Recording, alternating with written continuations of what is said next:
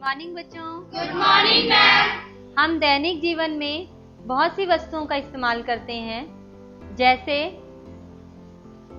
Roller, cup, गिलास, डिब्बा, रसोई घर के विभिन्न बर्तन, टॉर्च, पाइप आदि। हम जानते हैं कि इनमें एक आकृति छिपी है। क्या आप उसका नाम बता सकते हैं? Yes ma'am. बताइए। बेलन। बेलन। क्या आप ऐसी कुछ वस्तुओं के नाम बता सकते हैं? पानी की टंकी, ठीक है। ट्यूबलाइट, मेट्रो के पुल के खंभे, पानी के पाइप्स,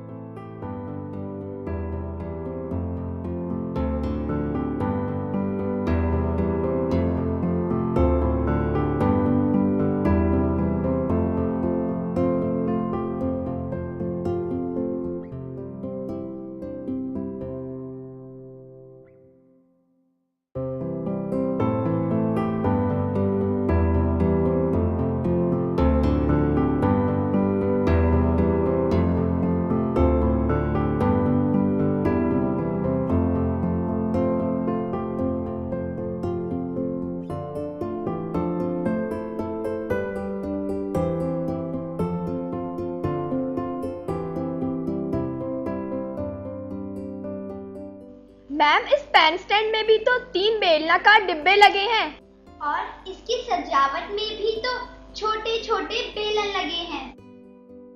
बच्चों, मैंने आपको कुछ सिक्के और बिस्किट दिए हैं। मुझे इनसे बेलन बना के दिखाओ।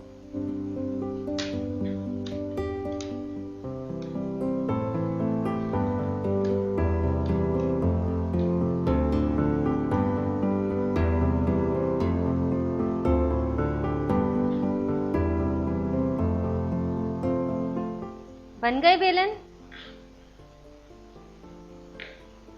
पर मैम इन्होंने तो ये तिरछा बनाया है, तो क्या ये भी बेलन है? आप बताइए, आप क्या समझते हैं? मैम ये बेलन तो है, परंतु लंबवृत्तीय बेलन नहीं है। ठीक है। लंबवृत्तीय बेलन के लिए बेलन के अक्ष को आधार पर लंबवत होना चाहिए। मैंने आपको कुछ आयताकार पट्टियां दी हैं, इन्हें तेजी से घुमाकर दिखाओ।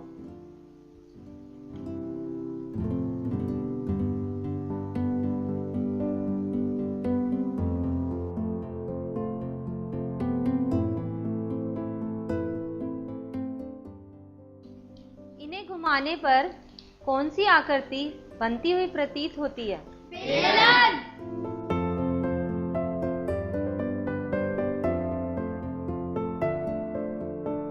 अभी तक आप बेलनाकार आकृति से अच्छी तरह से परिचित हो चुके हैं। जी हाँ। अब इन दोनों को देखकर बताओ कि इन दोनों में क्या अंतर है। यह तो बेलन है, यह बेलन का चित्र है। ठीक है, ये बेलन है और ये बेलन का चित्र। फिर भी इनमें क्या अंतर है? बेलन का चित्र तो एक ही तल में है, परंतु बेलन का आधार तो एक तल में है और बाकी तल से बाहर। ऐसी आकृतियां जैसे वृत्त, आयत, त्रिभुज वगैरह जो कि एक ही तल में है को द्विआयामी आकृतियां यानी 2 डायमेंशनल फिगर्स कहते हैं।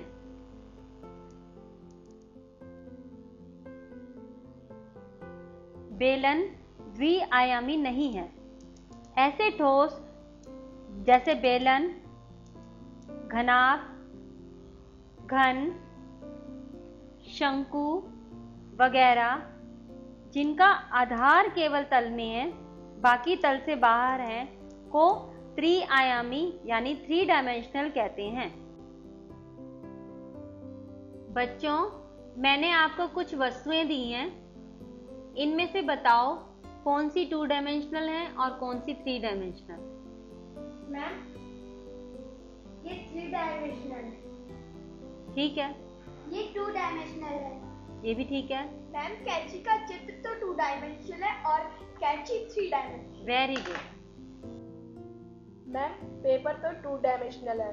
मैम ये स्केल भी 2 डायमेंशनल है। नहीं, स्केल में थोड़ी मोटाई तो है ना, इसलिए ये 3 डायमेंशनल हुआ।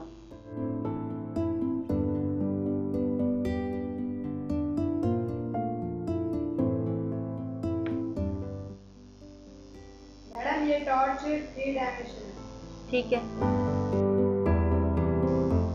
मैडम ये चित्र 2 डायमेंशनल है। ठीक। मैम ये बेलन 3 डायमेंशनल है।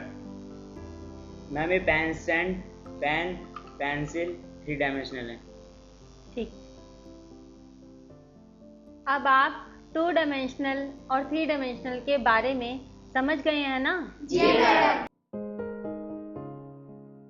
अपने अपने कागज के बेलन काट कर पूरा खोल दो।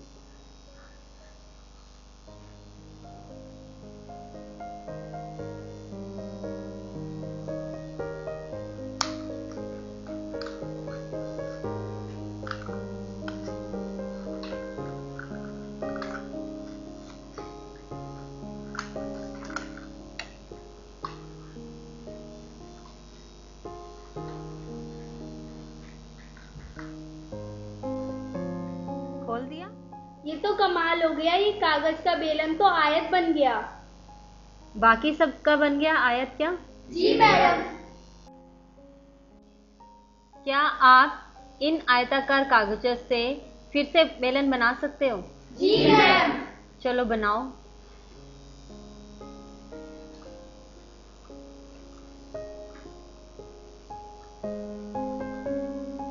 शाबाश। इस बेलन को बनाने में जितना कागज लगा उस कागज का क्षेत्रफल बेलन का वक्र पृष्ठीय क्षेत्रफल कहलाता है, यानी कर्व्ड सरफेस एरिया। अब इन आयताकार कागज का क्षेत्रफल ज्ञात करो। मैम इसका लंबाई तो 26 सेंटीमीटर है और चौड़ाई 10 सेंटीमीटर। ठीक है, अब इसका क्षेत्रफल ज्ञात करो। तो मैम इस आयताकार कागज का क्षेत्रफल 26 गुणा 10 यानी 260 सेंटीमीटर स्क्वायर हुआ। यानी कि ये बेलन का वक्र पृष्ठीय क्षेत्रफल भी हुआ।